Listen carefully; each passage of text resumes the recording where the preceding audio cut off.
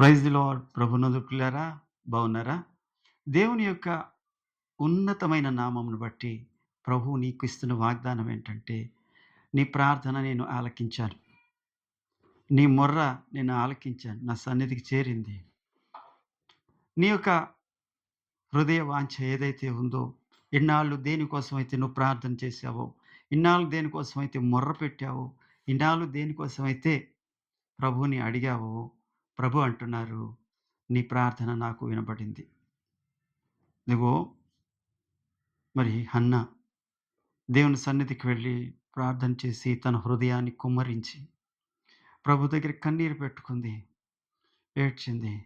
వెంటనే దైవ సేవకుల్లో నుంచి ప్రభు మాట్లాడుతున్నారు. నీ ప్రార్థన దేవుడు ఆలకించాడమ్మా. మీదటికి ఈ సంవత్సరము నీ కౌగిల్లో బిడ్డ ఉంటాడమ్మా. వాగ్దానం వెంటనే వచ్చేసింది. ఇదిగో మరి హిజ్కియా మరణకరమైన రోగం చేత గోడవైపు తన యొక్క ముఖం తిప్పుకొని కన్నీళ్లు పెట్టుకొని ప్రార్థన చేసినప్పుడు యెషయా భక్తుడి ద్వారా మరలా వెనక్కొచ్చి దేవుని యొక్క వాక్యం చెప్తుంది.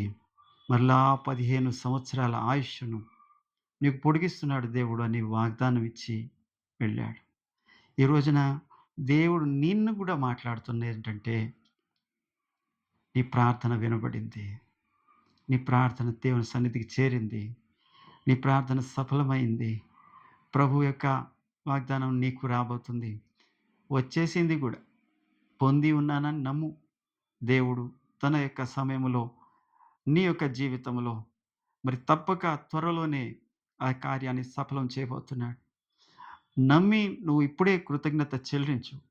ఇది ఏదో ఫోన్‌లోనే వచ్చిందిలే మాట అనుకోవద్దు. కృతజ్ఞత చెల్లించు. త్వరలోనే సాక్షిగా నిలబడు. Praise the Lord. ప్రభువు నీ యొక్క కోరిక నెరవేర్చునుగాక. వందనాలు.